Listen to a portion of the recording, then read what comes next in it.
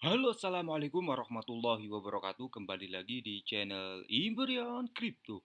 Oke, buat kalian yang baru datang di channel Imperial Crypto, silahkan bantu subscribe channel Imperial Crypto karena subscribe itu gratis dan nyalakan loncengnya agar kalian bisa mendapatkan notifikasi video terbaru dari saya setiap harinya. Oke, terima kasih buat kalian yang sudah subscribe channel Imperial Crypto. Semoga rezeki makin lancar dan selalu profit setiap hari. Buat kalian yang belum join di channel Telegram, silahkan join melalui link yang ada di deskripsi di bawah video ini ya teman-teman ya. Oke, di kesempatan kali ini kita akan mencoba membahas Baby Dogecoin. Bagaimana kabar kalian, Baby Doge Army? Semoga dalam keadaan sehat dan cuan everyday ya, walaupun market saat ini sedang crash ya, atau down atau koreksi ya, apapun itu yang penting ini semoga saja cepat segera bangkit lagi ya teman-teman ya. Oke, dan untuk harga Bitcoin satu kepingnya 411 juta rupiah dan untuk Ethereum kembali di angka 28 juta lagi ya. Tadi sempat menyentuh di angka 390-an untuk Bitcoin ya.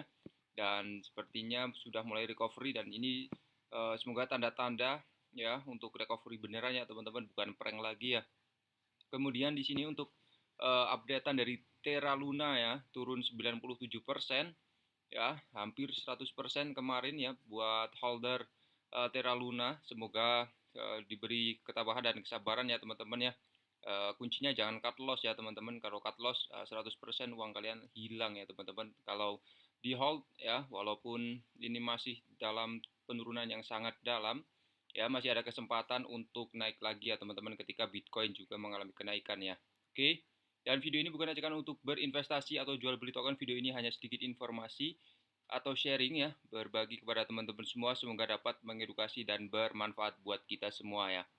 Oke, kita pantau untuk harga Baby Dogecoin sendiri di sini turun 31% ya, mengalami sedikit kenaikan dalam transaksi 24 jam ya, 34% ya. Di sini hijau karena banyak sekali whales yang sharok ya teman-teman, atau paus yang melakukan pembelian dalam jumlah yang lumayan besar ya teman-teman, sehingga mengakibatkan untuk volume dalam 24 jam ya mengalami kenaikan ya teman-teman, walaupun harganya belum mulai naik ya, karena ini memang dipengaruhi oleh harga Bitcoin ya. Oke, kemudian untuk holdernya 1.534.889 address atau holder. Di sini transaksinya sangat-sangat ramai ya. Sepertinya banyak yang Sharok ya, PancakeSwap versi 2. Di sini banyak transaksi. Kalian bisa cek di sini, kemudian cek juga di PuCoin ya. Di sana ada transaksi di PancakeSwap-nya ya. Jadi untuk transaksinya yang besar biasanya bisa mengangkat harganya ya, walaupun untuk price dari Bitcoin masih dalam tahap konsolidasi atau koreksi yang sangat dalam. Kapan berakhir dari fase koreksi ini ya kita tidak tahu ya 100% ya. Kita bisa melakukan riset pasar ya dengan cara membaca informasi, kemudian riset di akun Twitter dan lain-lainnya, apakah ada bad news lagi atau sudah mulai akan ada good news ya teman-teman ya. Kita langsung pantau di sini untuk Bitcoin ya. Kenapa kita bahas Bitcoin ya? Memang induk dari kripto ya di sini adalah Bitcoin ya. Jadi ketika induknya atau Bitcoin prosot ya, khususnya untuk token Baby Dogecoin ini juga mengalami penurunan ya. Jadi ada berita menarik di sini. Tapi sebelum kita bahas ya, di sini ada Baby Dogecoin tim USA ya. Jadi ada postingan bahwa dia menginginkan akan listing di Robinhood atau di Binance ya. Semoga keduanya bisa memasukkan Baby Dogecoin ya, karena kita bisa pantau untuk holder dari Baby Dogecoin di sini sangat banyak sekali ya, sudah memenuhi syaratnya ya. Lalu langsung aja kita pantau untuk Bitcoin, realisasi kerugian mencapai nilai bersejarah setelah turun 40% menjadi 26.000. Ya, Bitcoin mencapai rekor tetapi bukan yang paling menyenangkan ya di sini ya. Karena untuk 2021 ya harga BTC naik hingga menyentuh 900 juta ya, wajar saja. Di di Mei ini 2022 mengalami penurunan yang lumayan dalam ya. Oke. Kemudian profitabilitas Bitcoin menghadapi penurunan besar dalam beberapa minggu terakhir dan kerugian yang disadari mengonfirmasi bahwa pasar cryptocurrency sekarang tetap pada titik terendah kedua dalam sejarahnya. Apa itu kerugian yang direalisasikan ya, dan bagaimana pengaruhnya terhadap holder atau pedagang ya. Pedagang mencatat kerugian yang merealisasikan setiap kali aset dijual di pasar dengan harga di bawah biaya atau nilai buku. Sederhananya, seorang pedagang atau investor menderita kerugian yang disadari setiap kali dia menjual aset dengan harga lebih rendah dari tingkat pembelian awalnya ya teman-teman. Kemudian untuk memisahkan kerugian yang direalisasikan dan tidak direalisasi karena aset yang mudah berubah seperti Bitcoin pulih dengan cepat dari kerugian besar dan mengubah posisi dari kerugian menjadi keuntungan dalam sehari. Tapi setiap kali pasar melaporkan lonjakan besar dalam realisasi kerugian seperti yang kita lihat hari ini, kita harus mengharapkan penurunan tekanan jual ya, terutama setelah aset kehilangan hampir setengah dari nilainya dalam waktu yang singkat. Sebagai alternatif pedagang menyebut situasi seperti ini disebut kapitulasi ya teman-teman ya.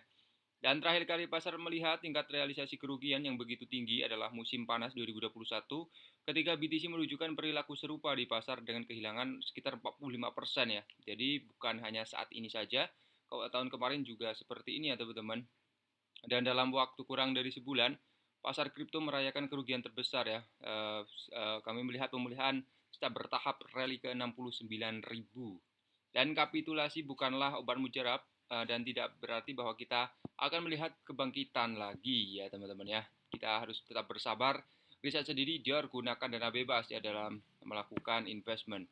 Dan ada tambahan, Bitcoin Australia ETF Ethereum mulai debutnya dengan minat yang lemah ya. Setelah peluncuran yang tertunda, ETF kripto pertama Australia muncul di bursa lokal Cboe Global Market hari ini 12 Mei, Kamis, 21 share Bitcoin ya. Menurut Bloomberg, produk 21 share adalah dana spot yang akan diinvestasikan langsung di BTC dan Ethereum, dan dana Cosmos akan diinvestasikan dalam ETF Bitcoin. Tujuan Kanada yang memiliki aset sekitar 1,1 miliar dolar. Dana tersebut disambut dengan skeptis pada 12 Mei dan memiliki kinerja yang suram-suam kuku karena pasar kripto terus anjlok ya setelah seminggu mengalami kerugian besar. Sini ada breaking news, Australia first ever Bitcoin and Ethereum ETFs are officially live ya. Dan pada jam pertama perdagangan dana Cosmos Purpose and 21 shares Bitcoin ETF memiliki volume perdagangan rendah ya, sekitar 250 dolar ya di sini Amerika Serikat ya.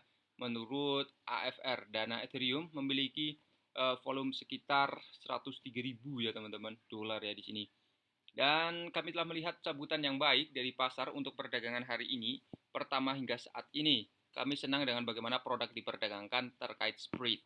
Ya, jadi sementara industri kripto Australia telah terbuka dan menyambut produk investasi semacam itu, Amerika Serikat masih menentang hal yang sama. Pada waktu Pulse BTC diperdagangkan 28.000 turun 8,9% ya. Dan untuk Cina sendiri, ya sekarang ada berita menarik atau berita bagus ya mengenai Bitcoin setelah tahun kemarin melarang bahwa Cina melarang bagi yang melakukan mining Bitcoin ya, tapi sekarang bisa dilegalkan lagi ya kalau nggak salah seperti itu beritanya ya. Semoga dapat mengangkat harga Bitcoin dan tetap riset sendiri, lakukan riset, Dior gunakan dana bebas. Terima kasih buat teman-teman semua yang sudah menonton video ini. Jangan lupa share jika video ini dirasa bermanfaat. Sampai jumpa di kesempatan selanjutnya.